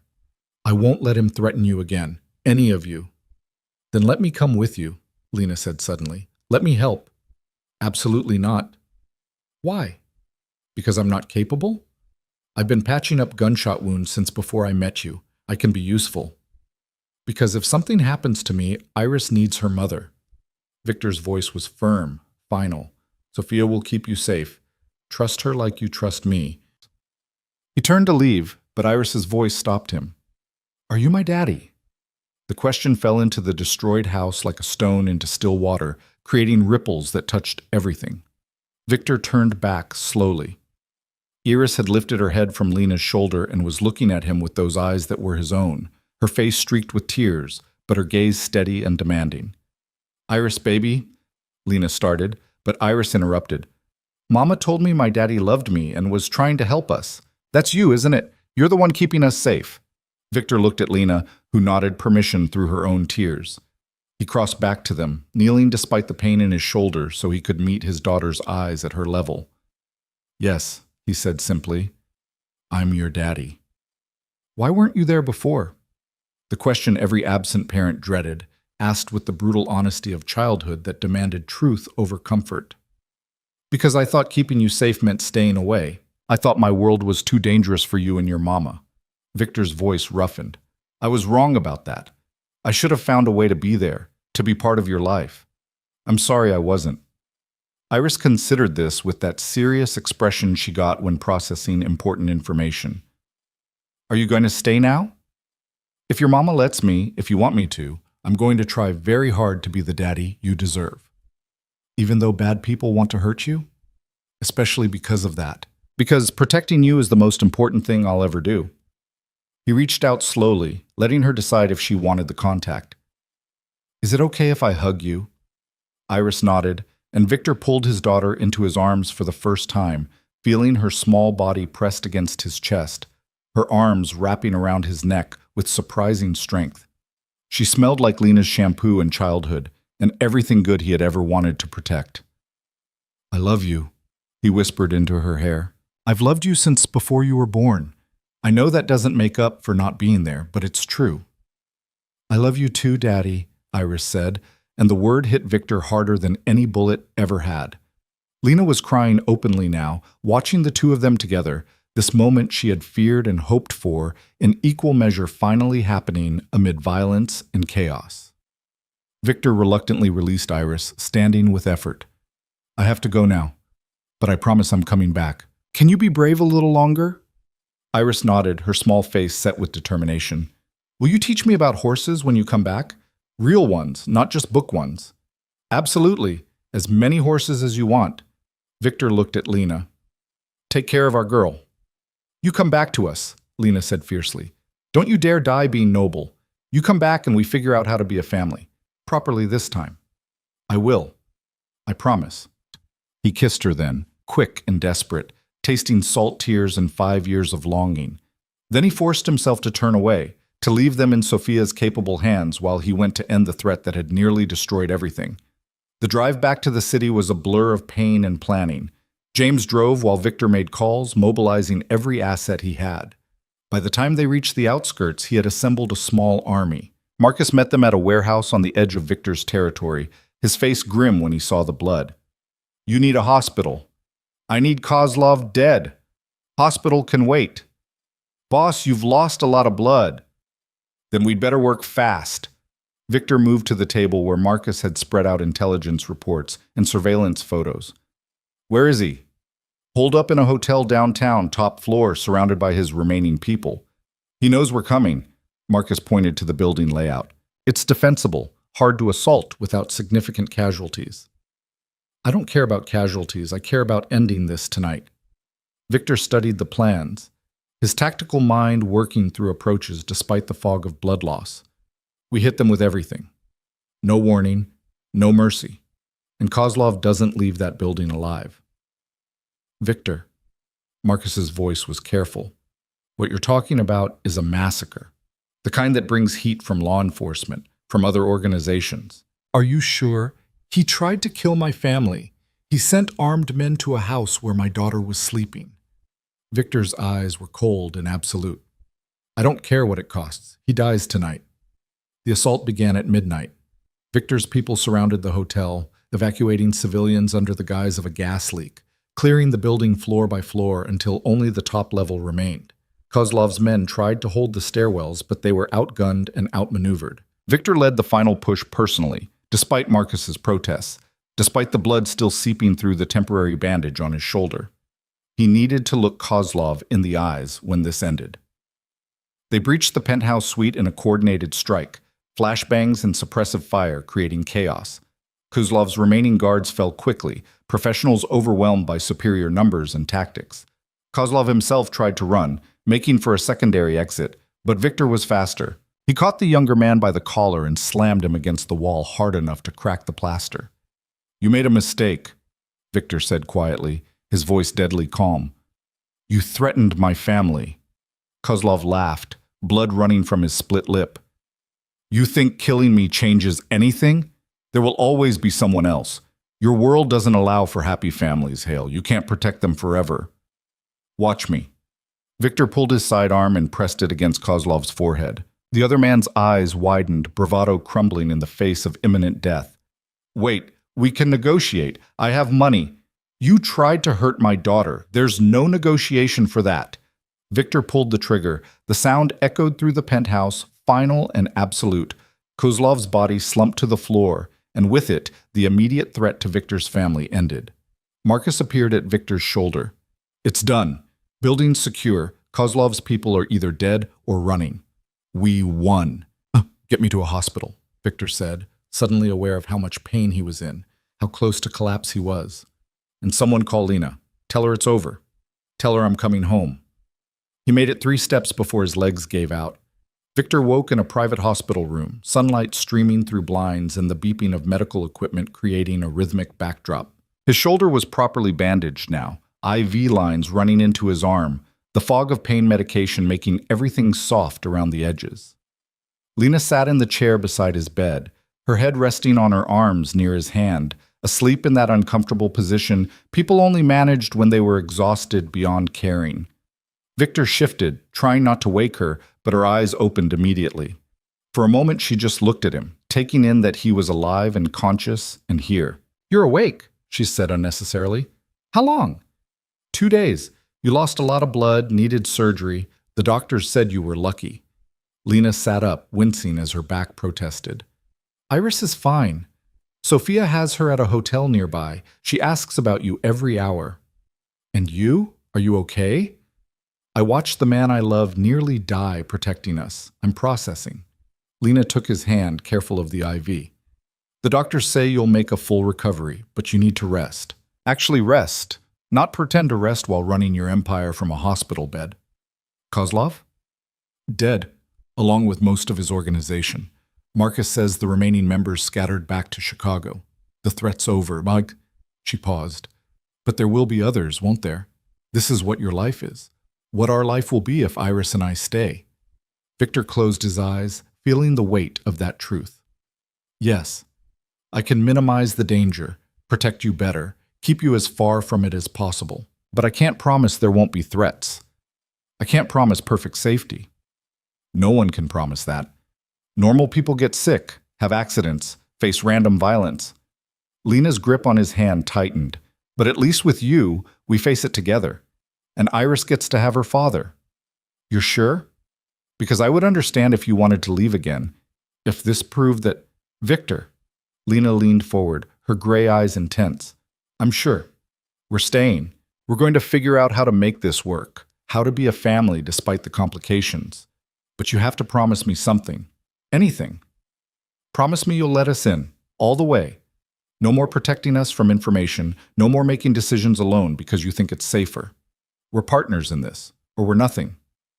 "Partners," Victor agreed. "I promise." "Good. Because your daughter is going to have questions, and we need to decide together how to answer them. About what you do, about the danger, about all of it. What have you told her so far?" "That her daddy has a complicated job that sometimes makes people angry. That he does his best to help people, but not everyone agrees with his methods." Lena smiled slightly. "She asked if you were like Batman." Despite everything, Victor laughed. "What did you say?" "I said Batman was richer and had better gadgets, but you were braver." "Thank you for that, for all of this." Victor brought her hand to his lips, kissed her knuckles gently. "I know this isn't the life you wanted." "No, but it's the life I'm choosing, the life we're building together." Lena stood, leaning over to kiss his forehead. "Now rest. Doctor's orders.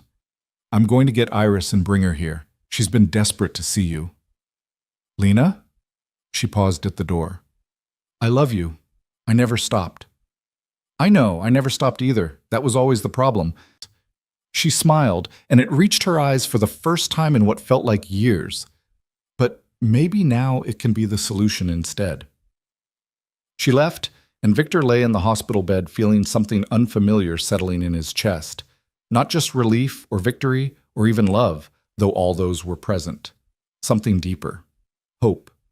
The kind of hope that came from second chances and narrow escapes, and the possibility that maybe, just maybe, he could have both the empire and the family. That he could be both the criminal the world feared and the father his daughter needed. It wouldn't be easy. There would be more threats, more violence, more complicated negotiations between the life he had built and the life he wanted to build. But with Lena beside him and Iris counting on him, Victor thought he might finally have a reason to try. 20 minutes later, the door burst open and Iris ran in, her dark hair flying behind her. She stopped abruptly at the bedside, taking in all the machines and bandages with wide eyes. "Does it hurt?" she asked. "A little, but I'm okay. Mama said you were really brave, that you fought the bad guys and won." "I had something important to fight for." Victor held out his good arm. "Come here."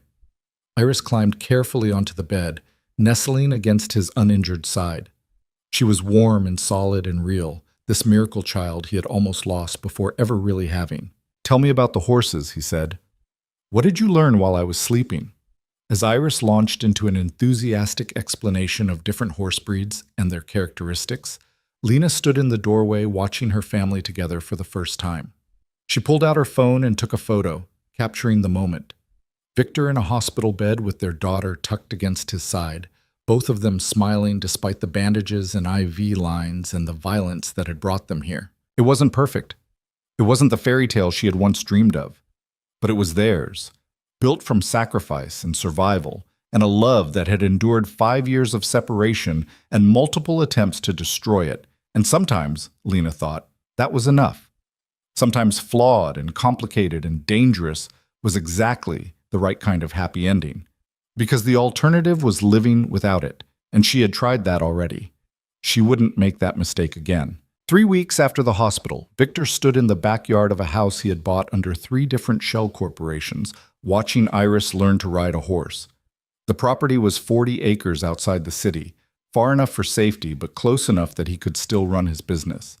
High fences disguised as rustic ranch barriers, security cameras hidden in trees, armed guards positioned as groundskeepers. Everything designed to look normal while being anything but. Iris sat atop a gentle mare named Clementine, her small hands gripping the reins exactly as the instructor had shown her, her face radiant with joy. Lena stood by the fence, camera in hand, capturing every moment of their daughter's triumph. "She's a natural," the instructor called out. "Got her father's confidence." Victor felt something warm bloom in his chest at the casual assumption that he had always been there, that this was normal father-daughter bonding instead of weeks of careful rebuilding. His phone buzzed. Marcus, with the daily update on business operations. "Not now," Victor said without answering. For the first time in 20 years, business could wait. Iris completed her circuit of the paddock and brought Clementine to a stop near the fence, beaming at her parents. "Did you see, Daddy? I didn't fall once." "I saw. You were perfect." Victor moved closer, reaching up to pat the horse's neck. "Want to try a trot next week?" "Can I? Really?" "If your instructor says you're ready, absolutely." After the lesson ended and Iris had helped brush down Clementine with careful enthusiasm, the 3 of them walked back to the house together. Iris ran ahead chasing butterflies while Victor and Lena followed at a slower pace. "She's happy," Lena observed. "Happier than I've seen her in years." "So are you."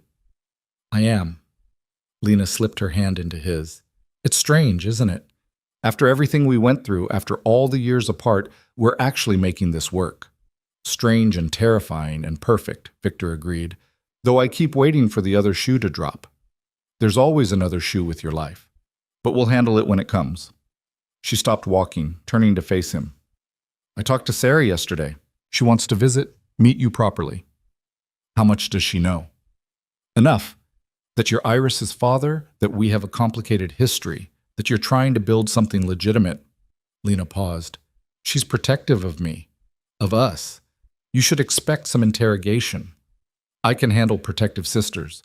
I'm more worried about the other conversations we need to have." Victor glanced toward Iris, making sure she was out of earshot. "She's going to have questions soon. Real ones. About what I do and why people tried to hurt us." "I know. But we tell her the truth. Age-appropriate but honest. That's what we agreed." "The truth is that her father is a criminal who built his fortune on illegal activities. How do you make that age-appropriate?" "You tell her that you made mistakes when you were younger, that you're trying to do better now, and that sometimes doing the right thing means leaving behind the wrong things." Lena squeezed his hand. "She doesn't need to know everything, Victor. Just enough to understand why we have guards and why we're careful." Inside the house, Iris immediately ran to wash her hands, chattering about Clementine and asking if they could get their own horse. Lena followed to help, leaving Victor alone in the kitchen with his thoughts. Marcus called back. "Sorry," Victor answered. "I was with Iris. What's the situation?" "The Chicago Syndicate sent an emissary. They want to negotiate for the territories Kozlov tried to take. Tell them no. Those territories stay ours. They're offering significant compensation. It could be a peaceful resolution." Victor looked through the doorway where he could see Iris showing Lena a drawing she had made of her writing lesson, both of them laughing at something on the page. I don't want peaceful resolution with people who might decide leverage is the best strategy again. I want clear boundaries and consequences for crossing them. He paused. But Marcus, I also don't want unnecessary conflict. Make it clear we're willing to negotiate other territories, just not the ones they tried to take through Kozlov. You're getting soft, boss. I'm getting priorities. There's a difference. After he ended the call, Victor found Lena in Iris's bedroom, helping her change out of riding clothes. Their daughter was describing every detail of the lesson with the enthusiasm of someone who had discovered a new passion. And Daddy said maybe next week I can learn to trot, which is faster than walking but not as fast as galloping, and Clementine is so smart she knew exactly where to go. Victor leaned against the doorframe watching them and felt the full weight of what he stood to lose if he made the wrong move, if he let his guard down, if he failed to protect what mattered most. That night, after Iris was asleep, Victor and Lena sat on the back porch with glasses of wine, watching the stars emerge over their property. The security lights created a perimeter of safety, but beyond that, the darkness held all the usual threats. I want to marry you again, Victor said suddenly. Properly this time, with Iris there, with no secrets between us. Lena turned to look at him, surprise evident in her expression. We're barely figuring out how to live together. You want to add marriage to the complexity? I want to show you and Iris that I'm committed, that this isn't temporary or conditional. He took her hand. I know I don't deserve a second chance, but you gave me one anyway. I want to honor that. Victor, we don't need a piece of paper to prove I need it. I need to stand in front of people we care about and promise to be the man you both deserve. I need to give Iris the family she should have had from the beginning. His voice was rough with emotion. Please, Lena, let me do this right. She studied his face in the dim light, seeing the sincerity there, the desperate need to fix what he had broken 5 years ago. Okay, she said finally, but small. Just family and close friends, and Iris gets to help plan everything. Deal. Victor pulled her close, kissing her with the kind of passion that had first brought them together, that had survived separation and violence, and every reason not to work. I love you. I'm going to spend the rest of my life proving it. You already are, Lena whispered against his lips. Every single day. They married 6 weeks later in the garden of their new home, with Iris as the flower girl and Marcus as best man. Lena's sister Sarah gave her away, her initial skepticism of Victor softening when she saw how he looked at her sister and niece. The ceremony was simple and honest, their vows more meaningful for being chosen the second time around. I promise to protect you, Victor said, holding Lena's hands, but also to let you protect me. To be your partner, not just your defender. To build a life where our daughter can be safe and loved and free. I promise to stay, Lena replied, tears streaming down her face. To trust you even when it's hard. To be honest about my fears.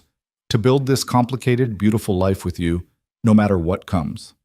Iris stood between them, holding their hands, and when the officiant said they could kiss, their daughter cheered louder than anyone. The reception was small but joyful, a celebration of second chances and hard-won happiness. Marcus cornered Victor near the champagne table with a serious expression. The Chicago Syndicate accepted your terms. They're backing off the Eastern Territories and focusing expansion west instead. Good. Any other threats I should know about? A few minor players making noise, but nothing immediate. You've got time to enjoy your wedding before the next crisis. Marcus smiled slightly. She's good for you, boss. Both of them are. I've never seen you this happy. I've never been this happy. Victor watched Lena dancing with Iris, both of them laughing. Or this terrified of losing it. Then don't lose it. Keep making the smart choices. Transition more operations to legitimate businesses like you've been planning. Give yourself a way out of the life before it takes everything from you. Victor nodded slowly. It was advice he had been giving himself for months, but hearing it from Marcus made it feel more urgent, more possible. The next morning, while Lena and Iris slept in, Victor sat in his home office with Marcus and their attorneys, mapping out a 5-year plan to legitimize the majority of his operations. Gambling establishments would become entertainment venues with proper licensing. Protection rackets would transform into legitimate security services. The drug operations he had already shut down would stay buried. It wouldn't be easy, and it wouldn't be complete. Some parts of his empire existed too deep in the shadows to ever see daylight. But he could minimize the danger, create distance between the criminal elements and his family. He could try to be the man Iris deserved as a father. 2 years passed with surprising peace. Iris turned 7, confident and bright, learning to jump obstacles on Clementine and asking questions about everything from horse anatomy to why people made bad choices. Victor and Lena navigated the complicated dance of parenting together, learning each other's rhythms and boundaries. Victor kept his promise to transition his business, slowly and carefully moving assets into legitimate enterprises. Some of his old associates grumbled about going soft, but none challenged him directly. His reputation for ruthlessness when protecting his family had spread far enough to deter most threats. But then Marcus came to him with news that made Victor's blood run cold. "We've got a problem. Kozlov had a brother, Alexei Kozlov, and he's been building an alliance specifically to come after you." Victor sat in his downtown office, the city spreading below him through floor-to-ceiling windows. How credible is the threat? Very. He's been recruiting for 8 months, building a coalition of everyone you've ever crossed. They're calling it retribution for Dmitri's death. Marcus laid out intelligence reports. And Victor, they know about the house, about Lena and Iris. They have the same information Dmitri had, plus 2 years of updated surveillance. The world tilted. Victor had thought the threat was over, had let himself believe they were safe, but the past never stayed buried in his world. When are they moving? Could be weeks, could be months. They're being careful, learning from Dmitri's mistakes. Victor stood, pacing to the windows. Below, ordinary people lived ordinary lives, unaware of the violence that lurked beneath their city's surface. He had tried so hard to build something different, something better. But maybe Marcus had been right years ago. Maybe his world didn't allow for happy families. That night, he sat Lena down after Iris was asleep and told her everything. She listened without interrupting, her face growing paler with each detail. "So what do we do?" she asked when he finished. "Run again? Hide somewhere new?" "I don't know. Running didn't work last time. They found you anyway." "Then we fight, like we did before." Lena's voice was steady, despite her fear. "You build your defenses, I keep Iris safe, and we trust that we're stronger together than any threat against us." "Lena, if something happens to me, then I'll handle it. I'm not the same woman who ran 5 years ago, Victor. I'm stronger now, tougher." She took his hands. "But nothing is going to happen to you because you're going to be smart and careful, and you're going to come home to us." Victor pulled her close, burying his face in her hair. "I'm tired, Lena. Tired of fighting, tired of watching over my shoulder, tired of my past threatening everything I love." "I know, but we don't get to be tired yet. We get through this, and then maybe we can think about getting out completely. Moving somewhere far away, starting completely over." "You would do that? Leave everything?" "For you and Iris? I'd leave the whole world behind." The attack when it came was nothing like the last one. Alexei Kozlov didn't send men with guns to their house. Instead, he struck at the heart of Victor's organization, targeting his legitimate businesses with legal challenges and his illegal operations with coordinated law enforcement raids. He used lawyers and politicians instead of bullets, dismantling Victor's empire piece by piece, and slowly, methodically, he isolated Victor from his allies and resources. "He's smarter than his brother," Marcus reported 3 months into the siege. "He knows he can't beat you in direct confrontation, so he's strangling you slowly. And it's working. We've lost 40% of our revenue streams. Can we negotiate?" "I tried. He wants everything. Your territory, your businesses, and your head on a platter for killing Dmitri." Victor sat in what remained of his organization, feeling the walls closing in. He could fight back, could unleash the kind of violence that had built his reputation. But that would only prove Alexei right, would make Victor exactly the monster his enemies claimed he was. And it would put Lena and Iris in the crossfire again. "What if I gave him what he wants?" Victor said quietly. Marcus stared at him. "You can't be serious. Not my head, but the territory, the businesses. What if I just walked away?" "You'd have nothing. No protection, no resources, nothing to fall back on." "I'd have my family. That's everything that matters." "Oh, Victor, You can't just walk away from this life. You know too much. You've made too many enemies. They'll never let you go. Then I'll make them let me go. Victor stood, his decision crystallizing. Set up a meeting with Alexei Kozlov. Tell him I want to negotiate a truce. The meeting happened in the same restaurant where Victor had confronted Dmitri years earlier. Alexei Kozlov was older than his brother had been, mid-50s, with the cold eyes of someone who understood patience and revenge in equal measure. Mr. Hale, I'm surprised you agreed to meet. I'm tired of fighting, Victor said honestly. I want to end this.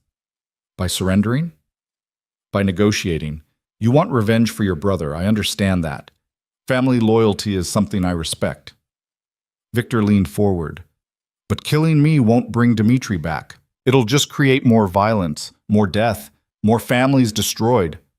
What are you proposing? I leave. Completely. You take my territories, my operations, everything I've built. In exchange, you guarantee the safety of my family. No retribution, no future threats, no using them as leverage ever. Alexei studied him carefully. And you'd just walk away? From everything? For my wife and daughter? Absolutely. You're either very brave or very foolish. I'm a father who's finally figured out what matters. Victor met his eyes steadily. Do we have a deal? Alexei was silent for a long moment, weighing options and outcomes. On one condition, he said finally, you leave the city entirely. No coming back, no maintaining contacts, no involvement in the business. You disappear completely. Victor felt the enormity of what he was agreeing to. Leaving meant abandoning everything he had built, everyone who had been loyal to him, the entire life he had known. But it also meant Iris could grow up safe. Lena could stop looking over her shoulder. They could be a normal family. Deal, Victor said. The transition took 6 weeks. Victor transferred everything to Alexei through legitimate channels, signed papers that stripped away his empire piece by piece. He set up trust funds for his people, made sure those who had been loyal were taken care of. Marcus refused the money, saying he would find his own way, but accepted Victor's gratitude with quiet dignity. Lena sold the house and packed their lives into moving trucks, while Victor finalized the last details. Iris didn't understand why they were leaving, only that it was another adventure. Where are we going? She asked as they drove away from the only home she really remembered. Somewhere new, Lena said from the passenger seat. Somewhere quiet where Daddy doesn't have to work so much. Will I have to leave Clementine? Clementine is coming with us, Victor assured her. I already arranged transport. She'll meet us there. Where's there? Victor and Lena exchanged glances.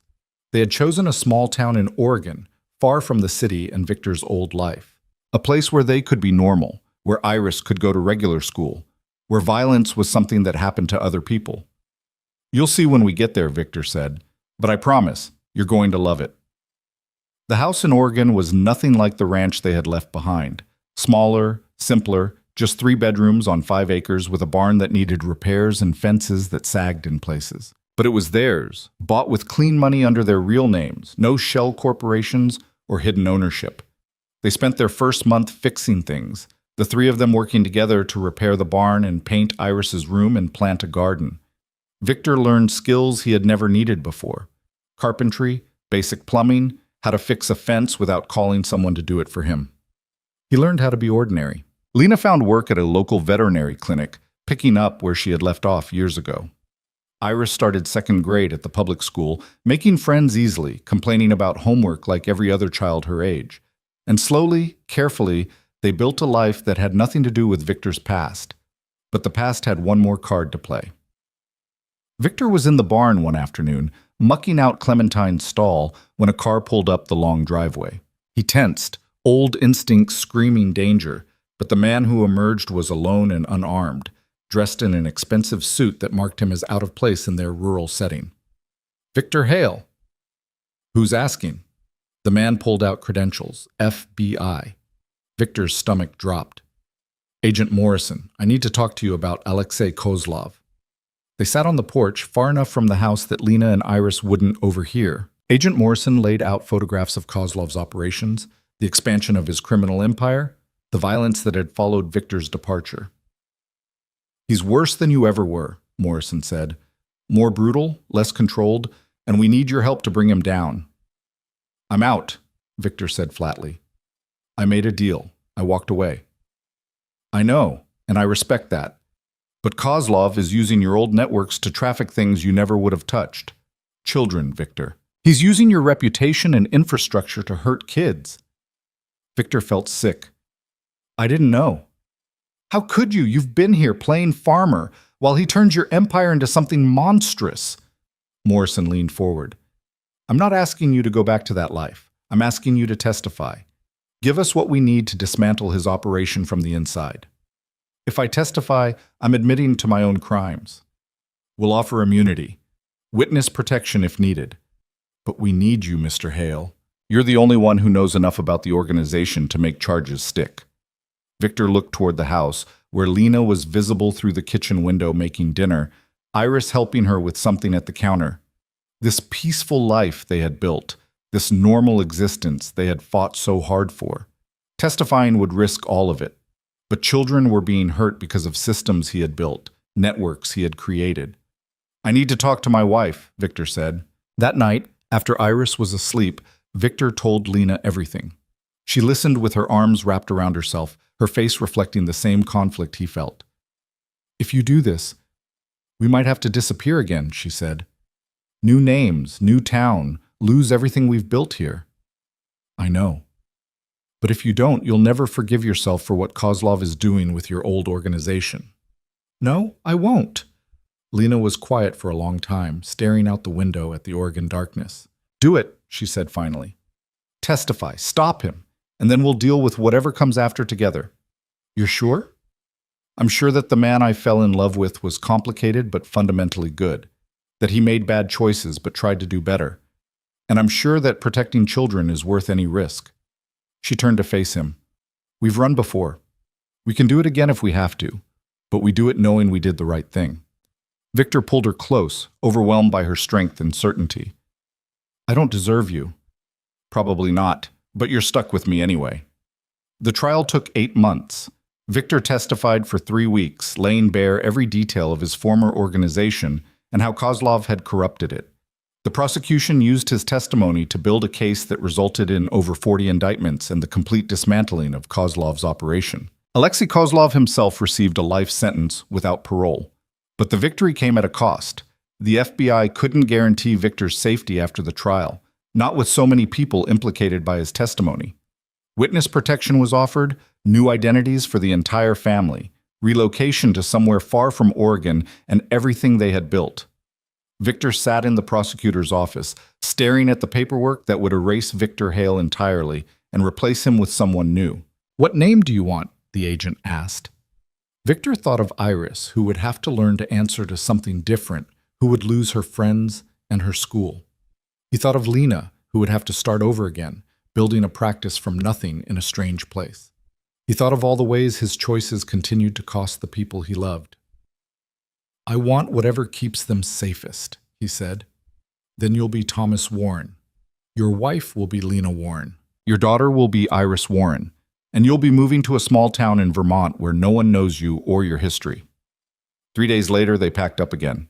Iris cried when they loaded Clementine into the trailer, when she said goodbye to her friends, when she asked for the 100th time why they had to leave. "Because Daddy did something brave," Lena told her. "And sometimes being brave means making hard choices." "I don't want to be brave. I just want to stay here." "I know, baby, but sometimes we don't get what we want. Sometimes we get what we need instead." Vermont was cold and quiet, mountains instead of plains, snow instead of summer heat. The house the FBI provided was smaller than their Oregon home, older, in need of the same kinds of repairs. But it was safe. Thomas Warren, he still thought of himself as Victor, but was learning to answer to the new name, found work as a consultant for security firms, using his knowledge of criminal organizations to help businesses protect themselves. Lena opened a small practice treating farm animals, rebuilding her reputation from scratch. And Iris, resilient in the way of children, adjusted to her new school and made new friends and slowly stopped asking when they could go home. Because this was home now. Years passed. Iris grew from a child into a teenager, bright and determined, with her father's strategic mind and her mother's compassion. She excelled at everything she tried, became captain of her school's debate team, talked about college, and becoming a lawyer to help people who couldn't help themselves. She never knew her father had been a criminal, only that he had done something dangerous to protect children and they had to hide because of it. The sanitized version of truth that parents told when the real story was too complicated. On her 18th birthday, Victor sat her down and told her everything. He told her about the empire he had built, the violence he had ordered, the man he had been before she was born. He told her about Kozlov and the trial and the real reason they had disappeared so many times. Iris listened without interrupting, her face cycling through shock and betrayal and understanding. "Why tell me now?"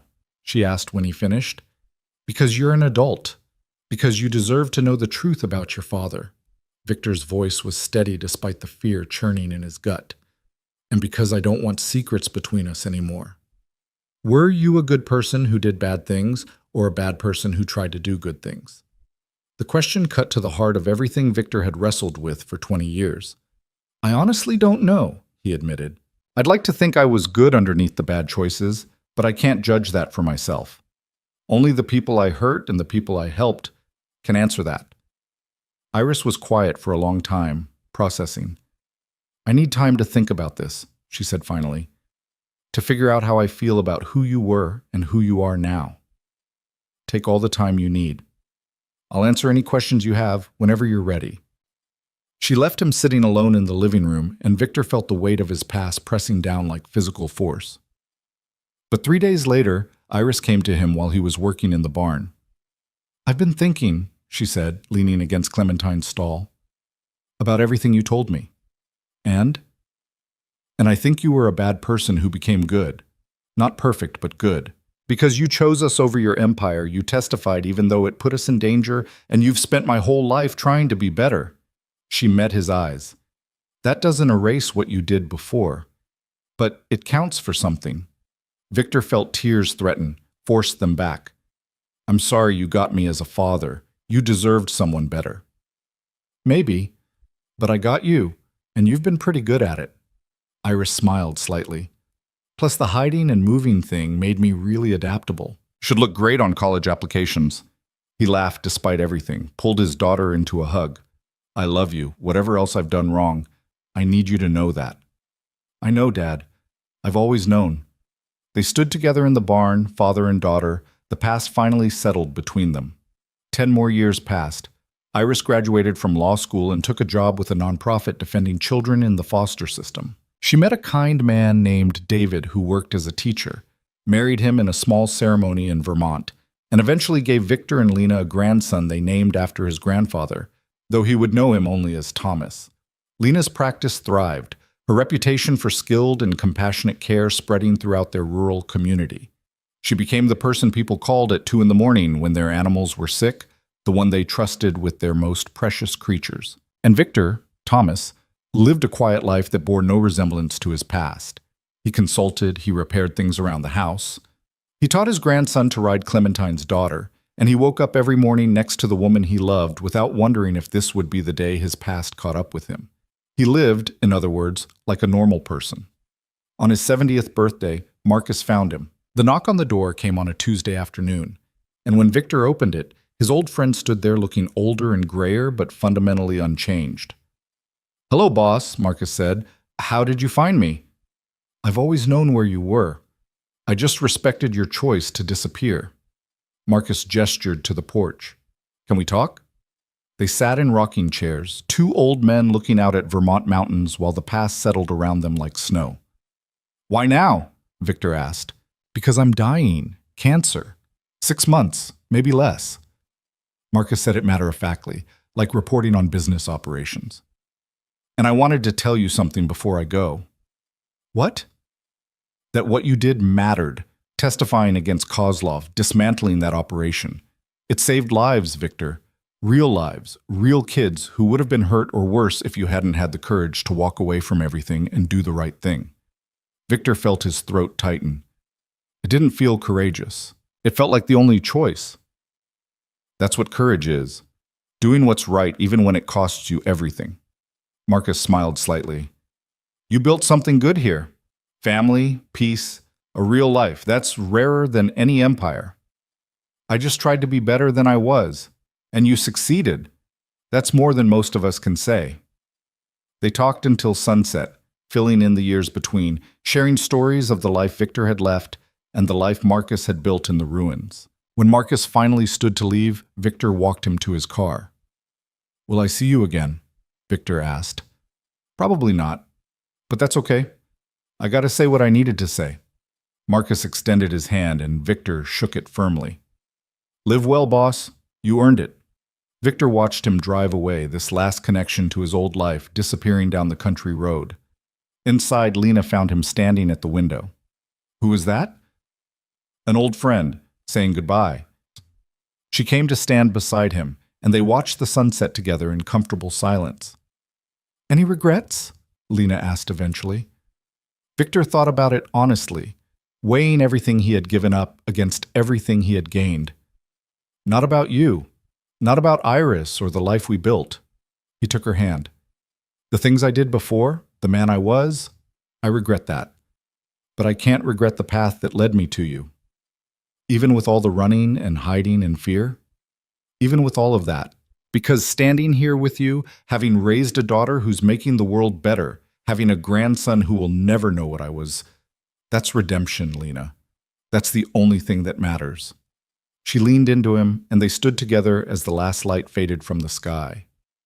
Years later, when Victor was 83 and his body had begun the slow failing that came with age, he sat in a hospital room much different from the one where this story had begun. No bullet wounds this time, just the quiet shutdown of a life well lived. Iris sat beside his bed, her hair now streaked with gray, her hands holding his the way he had once held hers when she was small. "Dad, there's something I need to tell you." "What is it, sweetheart?"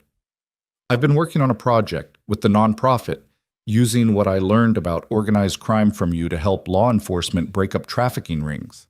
She smiled. "We've saved 43 children in the past 3 years." Victor felt his heart swell with pride and pain in equal measure. "You're using my past for good. I'm finishing what you started, making sure your knowledge helps instead of hurts." Iris squeezed his hand. "I wanted you to know that before, well, I wanted you to know your legacy isn't what you did wrong. It's what you did right in the end." "Thank you," Victor whispered, "for forgiving me, for becoming who you are despite who I was." "Because of who you became," Iris corrected. "You showed me that people can change, that mistakes don't define us, that courage is choosing better even when it's hard." Lena entered then, moving slowly with the careful steps of age, but still beautiful, still the woman who had saved him by loving him enough to leave, and loving him enough to come back. "How are you feeling?" she asked, settling into the chair on his other side. "Tired, but happy." Victor looked between his wife and daughter, these two people who had given his life meaning. So happy. "Good. Because we're not done with you yet." Lena's eyes were bright with unshed tears. "Iris's son, your grandson, wants to bring his daughter to meet you tomorrow. Your great-granddaughter. I'd like that. To meet her. To see what came from all of this." That night, as Victor drifted in and out of sleep, he thought about the long arc of his life. The violence of his youth, the empire built on fear, the moment he met a quiet veterinarian who would change everything. The daughter he hadn't known existed. The 5 years of separation, the moment he nearly lost them both. The choice to walk away from power for love. The testimony that cost him everything material but gave him everything that mattered. The quiet years in Vermont, watching Iris grow, loving Lena through ordinary days and ordinary nights. It hadn't been the life he planned. It had been better than anything he could have imagined. When Victor died 3 days later, surrounded by his family, his last thought was of Lena's smile on their wedding day, the second one, the real one, and the way Iris had called him daddy for the first time. He died knowing he had been loved, and in the end, that was the only power that mattered.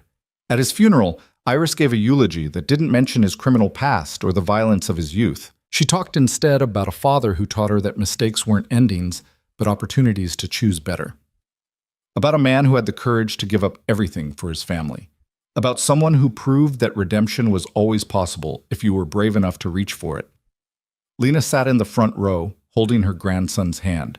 her great-granddaughter on her lap, surrounded by the family that had grown from one terrible choice and 100 good ones that followed. After the service, she placed a single letter on Victor's grave, one she had found among his things after he died.